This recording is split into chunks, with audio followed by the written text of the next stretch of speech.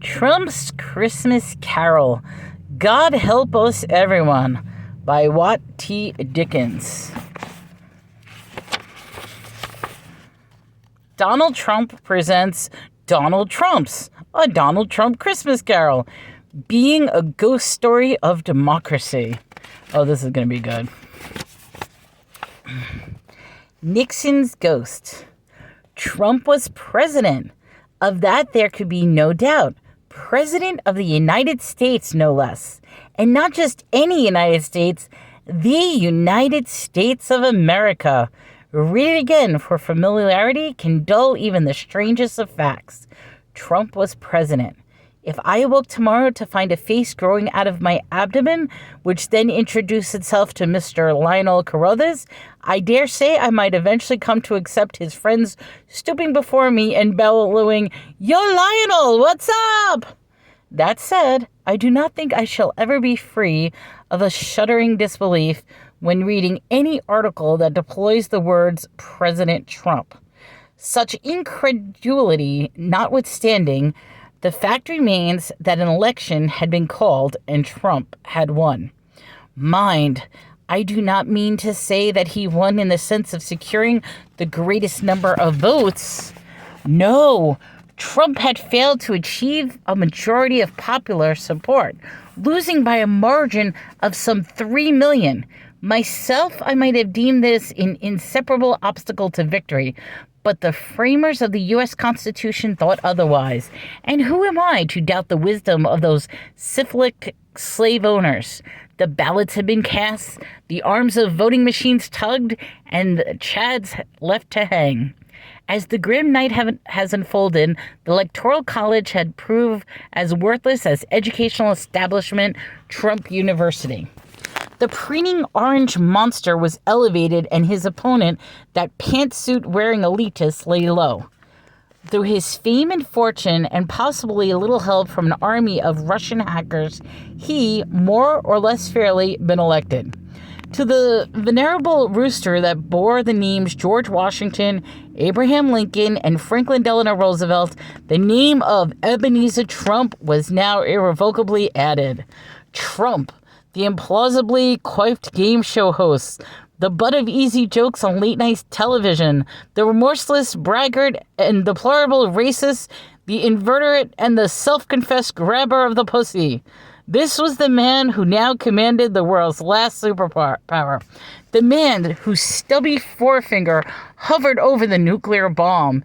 Dear reader, at the risk of sounding like a broken record, or to be more modern, a faulty MP3, I must repeat, Trump was president.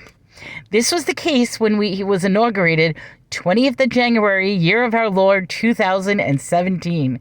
And it was still the case on the 24th of December, the date of the story that takes place. Christmas Eve, the town of Washington, D.C., was beset with a cruel and unyielding winter. Did it snow? My friend, there was snow in abundance. A surfeit of snow, in excess of snow. A great greedy glut of snow. Snow fell on the Capitol building, which was empty, for the senators and congressmen have each gone home to at least one of their families. Snow blanketed the National Mall, where previously some 2 billion souls had gathered to watch Trump's swearing-in.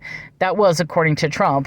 Snow settled on the brows of the shivering homeless, who merited no discussion in the corridors of power, for if they could not afford to hire lobbyists. And amid all this whirling whiteness stood the White House, in whose Oval Office sat President Trump. Old Trump took no notice of the winter waltz being conducted outside. Men of his sort have no time for snowflakes. Anyway, he was occupied with a matter far weightier than Yuletide precipitation. The president was, as you may have guessed it, was tweeting. Ebenezer Trump tweeted, "The fake news media says I'm a miser. I'm the least miserably person you've ever met. Humbug." 10:45-24, December 17th. No sooner has he pressed send than his mentions were flooded with 1,000 eager voices.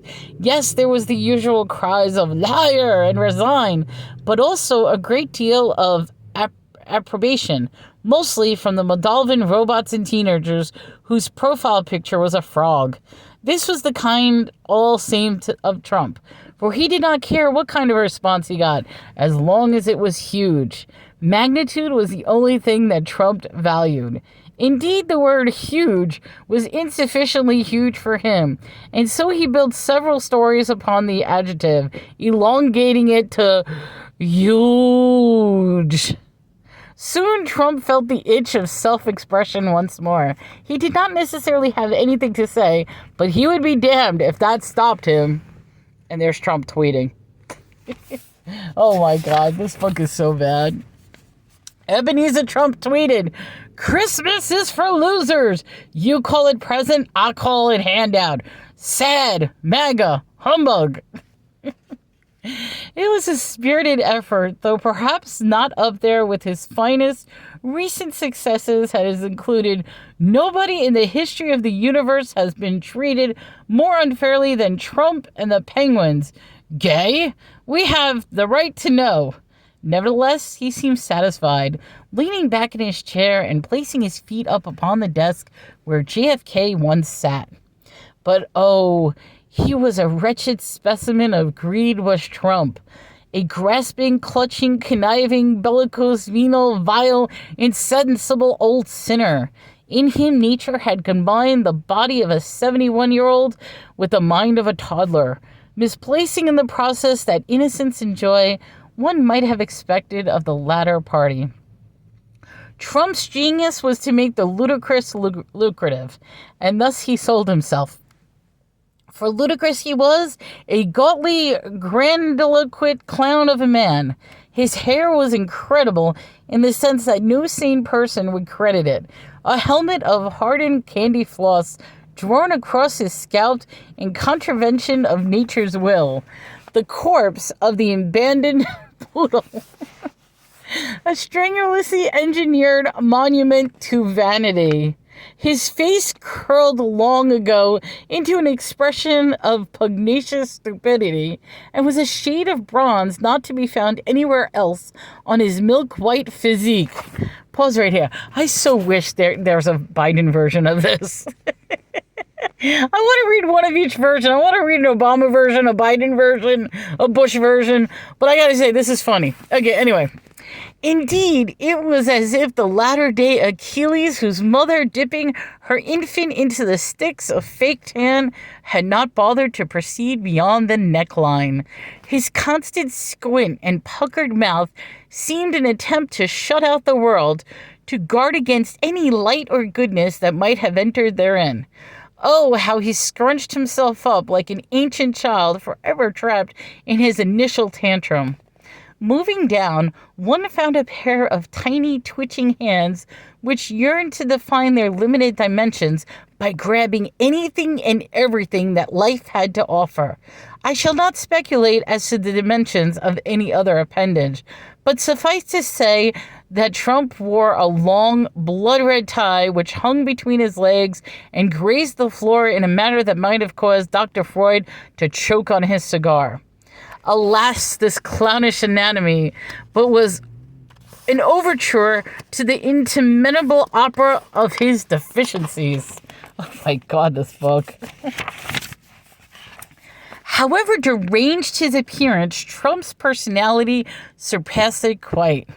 His heart was as cold as the wind outside, and his words were as false as his hair. Did Trump lie? My good fellow, to call Trump a liar would be like calling Mike Tyson a bloke who could hold his own fight. He was the Mozart of mendacity and the Hogarth of hogwash, the Shakespeare of slander and the Liberace of libel, the Fibonacci of fibs and the Picasso of the porky pie. Lies escaped his lips like convicts from a sundered jail. He would tell you up was down and black was white, that every Muslim was a terrorist and every Mexican was a rapist. That is the sunset in the East, and that Trump steaks were edible.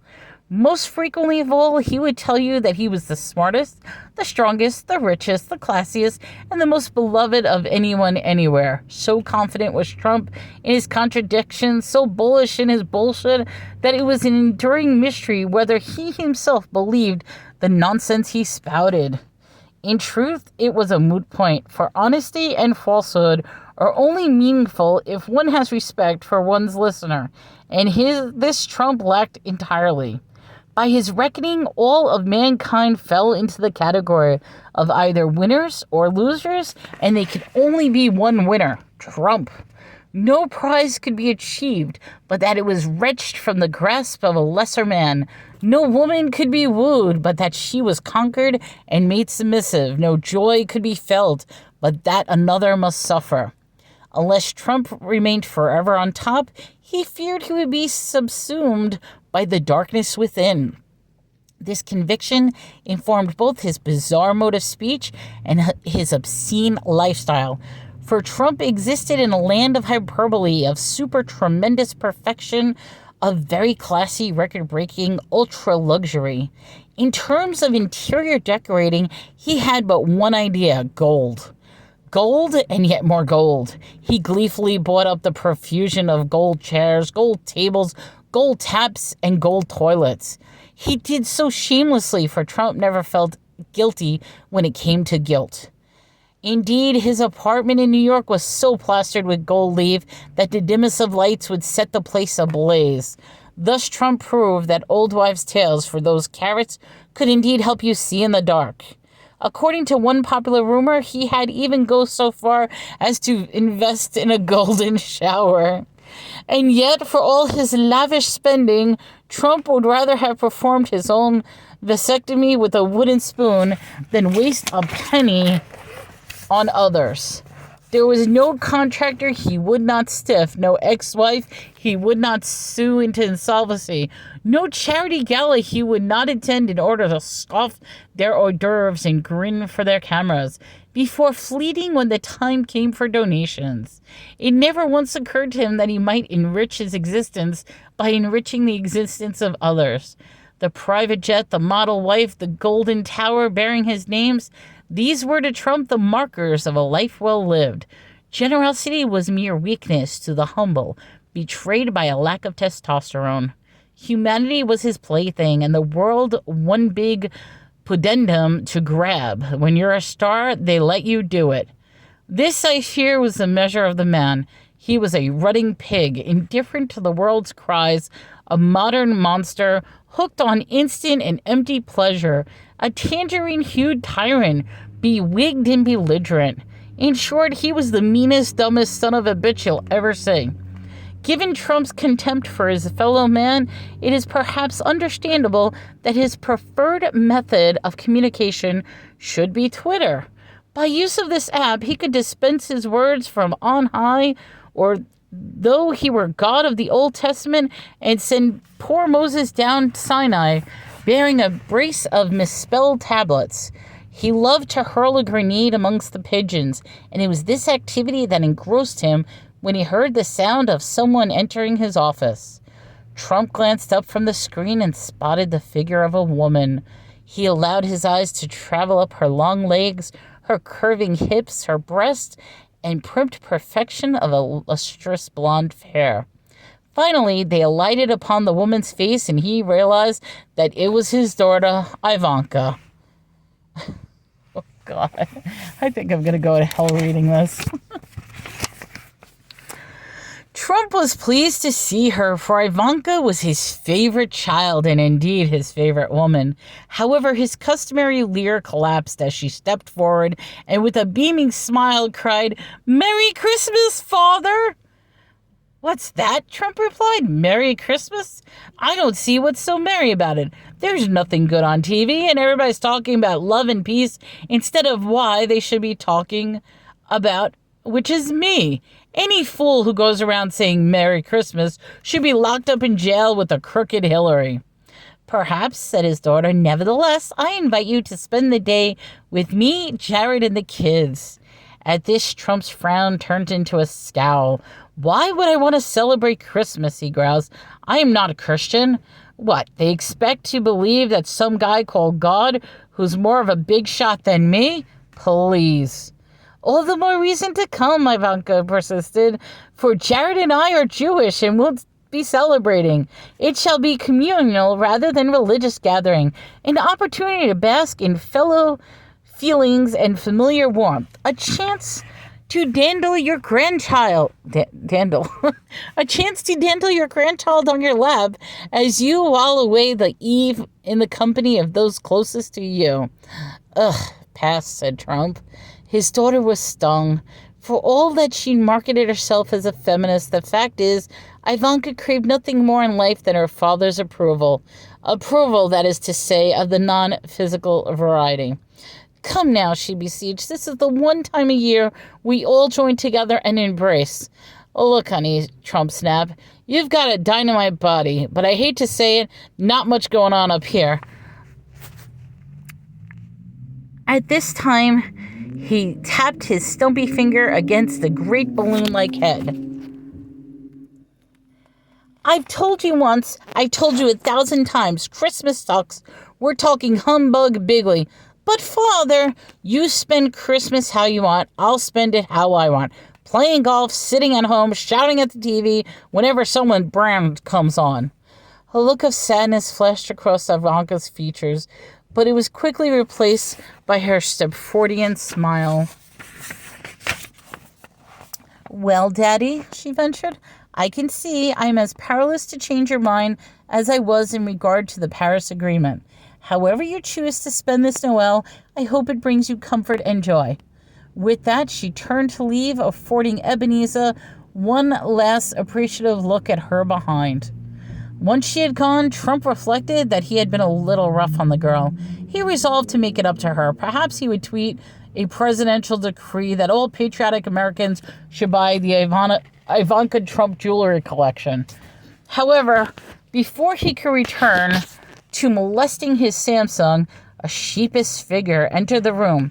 It was his aide, Bob Cratchit, and Trump regarded the man with beady, ungenerous eyes. What do you want? He growled. Begging your pardon, sir, replied Mr. Cratchit, but seeing as it's getting towards 11, I thought I might head home to the family. I've never let you leave early before, said Trump. Why would I do that now? Why, sir, because it's Christmas Eve. And that gives you the right to slack off? Trump cried, Good God, what am I paying you for? Bob might have answered that he was scarcely paid at all, but yet another victim of Trump's parsimony. But he opted for the judicious silence. Unbelievable, Trump continued. I'm guessing you want off tomorrow as well. It's quite convenient, Mr. President, replied Cratchit. Like hell it is, Trump thundered. Who's going to fluff my pillows? Act as my footstool. Fill Mike Pence's bowl with that dog food that he likes. Bob assured his boss that he would attend to these duties on the 26th and come in early to do so. Eventually, Trump consented to his leaving on the strict condition that Bob was not to have any fun and must spend Christmas Day watching reruns of The Apprentice. The aide agreed, then darted out of the Oval Office as fast as he might considerably seem. Trump sighed and decided to call it a night, slouched his ways towards the residence. Christmas, Trump hissed to himself as he ascended the stairs. Humbug. What made the day so special, he wondered. What right had his underlings to take liberties just because, however many years ago, some kid was born in the Middle East? If Jesus was alive today, Trump mused, he would be put on a no-fly list and the world would be better off for it. He arrived at the door to his quarters and reached for the knob. It was wholly unremarkable knob, one that Trump had seen and turned every night he had spent at the White House, which were not that many given his frequent trips to Mar-a-Lago. Nothing more than your standard brass number with a lined mortise and hung escutcheon plate. Now, the reader may well know why I have squandered their time on so exhaustive a description of an entirely mediocre piece of metalwork. I do so merely to confirm that this was resolutely a normal item, one which have never displayed any inclination towards the surreal or the supernatural. That now being established, can any man explain to me how it happened that Trump, mere milliseconds from grasping the doorknob, saw the doorknob the face of Hillary Clinton? Hillary's face, The piercing blue eyes, the micromanaged hairdo, the wrinkles that spoke of a lifetime harangued by male inadequates. It glared up at Trump reproachfully, as silent as a glass ceiling that had failed to shatter. He started back in fear. Hillary has always frightened him. Her power, her connections, all those facts and figures at her command. In many ways, she was Trump's greatest nightmare. A woman his own age, entirely ungrabbable, who sometimes dispenses with makeup entirely. Horrible. Worst of all, she had denied him the victory in popular voting, blurring the lines between winner and loser in a way that made Trump feel queasy. But no, Hillary had not really won. Those were the illegal votes paid for by Hollywood liberals for the elders of Zion. This must have been the case, for in fact, Trump looked less majestic than it simply could not be true. So lost was he in the musings that he had not noticed the point at which the doorknob ceased to bear the face of his rival and resumed in its former appearance. Yet this must have happened, for there it stood, gleaming in half-light, as ordinary as ever, with Hillary nowhere to be seen. "Humbug," Trump muttered, and went inside. Though much alarmed by his vision, Trump was soon to put out of his mind such are the advantages of 3-second attention span. He shrugged off his jacket, loosened his prodigious tie, and was soon changed into his nocturnal garb of dressing gown, slippers, and nightcap. Thus attired, he sank into the high-back chair that faced his 80-inch plasma screen and began to channel surf. Trump clicked through World's Dumbest Plumber, Celebrity Holocaust Denial, and a sitcom about 3 clones forced to move back in with their parent, a test tube, before settling on a reality show that some waggish executive has entitled St. Island. The central conceit of the programming was to deposit a horde of attractive 20-somethings on a remote landmass, then record as they all had sex with one another. To add intrigue to the proceedings, each contestant starting off with a different STI and was able to win prizes by correctly guessing who had given them what. Trump liked reality television. As well he might, for it had afforded him the platform to attain his current position. He leaned back in his chair, momentarily at peace with the world. However, just as Dissandra was about to reveal whether she believed Vinny or Polly Q had given her herpes, the room was filled with an unholy cry. Jolted from his reverie, Trump turned off the TV and focused on the unfamiliar sound. "Arroo!" It went. "Arroo!" Underscoring this mournful noise was a great clanking of chains and the thud of footsteps drawing near. Trump leaned forward and his fingers clenched upon the armrest, creating a series of tiny dents. "Bob?" he called out. "Ivanka? Wait a minute, is this some prank show thing? If I'm being punked, I swear to God."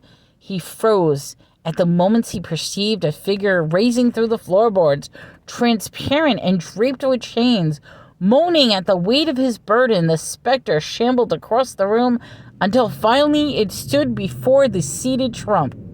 He peered at this ghastly apparition, its darting eyes, its 5 o'clock shadow, its hang-dog look of paranoia.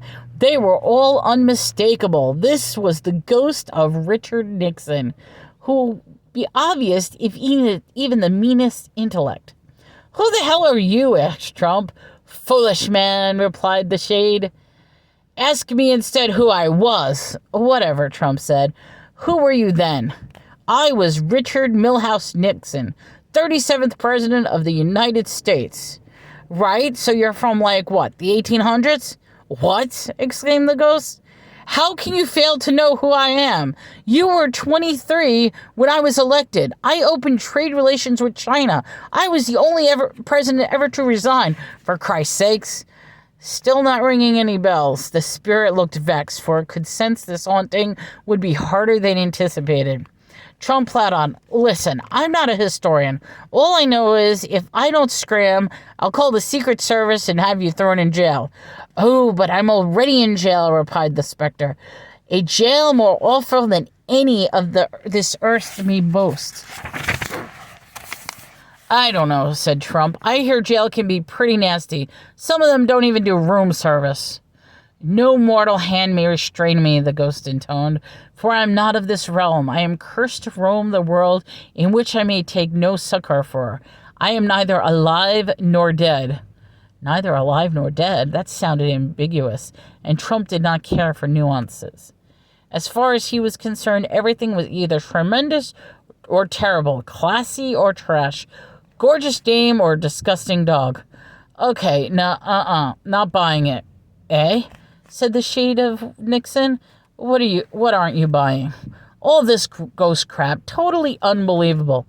You would deny the evidence of your own senses? I see crazy crap all the time, Trump returned. My doctor says it's cause the only excuse I do is golf and my diet is horrible. Seriously, just this evening I had a bucket of KFC, a well-done steak with ketchup, and double heaping of chocolate ice cream. For all I know, you could be an undigested bit of chicken. At this, Nixon let out a howl that chilled Trump to the marrow. Fine, he cried. You're real. I get it. So what do you want from me? We're not so different, you and I, rumbled the ghost, lying to the public, holding weird grudges, degrading the office of the president. To be fair to myself, I was way smarter and never once appeared on WrestleMania. But still, the path you are embarked upon, Ebenezer, shall lead to impeachment, and worse, your eternal damnation. That is the path I choose, and though it is too late for me, I would give you the chance to escape my fate. Trump squinted at the great chain that wound about the ghoul. Its links were thick and rusty, and where one might expect to see a ball there dangled a large, old-fashioned tape recorder. So what's with this chain, said Trump. Are you one of those rappers that have, nowadays, gotta say, you don't look black? The ghost hung his head and unleashed a wail of anguish. These are the links I forged in life, the links I am cursed to wear forevermore. Oh, woe is me. I forged them through my lies, my cheating, my corruption. Now I languish below, being interviewed by David Frost for all eternity. Arrgh. Trump sat back in his chair unimpressed. Okay, no offense. Sounds like you're a real bozo. Some people feel sorry for the damned. Me, I like people who are never damned. The ghost smiled grimly. Bozo I may be, Ebenezer, but you are forging quite the chain for yourself.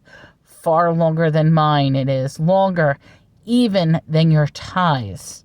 Trump glanced down in spite of himself, half expecting to see some 50 or 60 fathoms of golden cable coiled at his feet like a vast metallic snake. For the first time, he felt a pang of honest dread.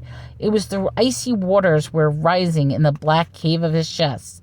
Say, I don't feel like getting damned, he ventured off. Who do I pay off?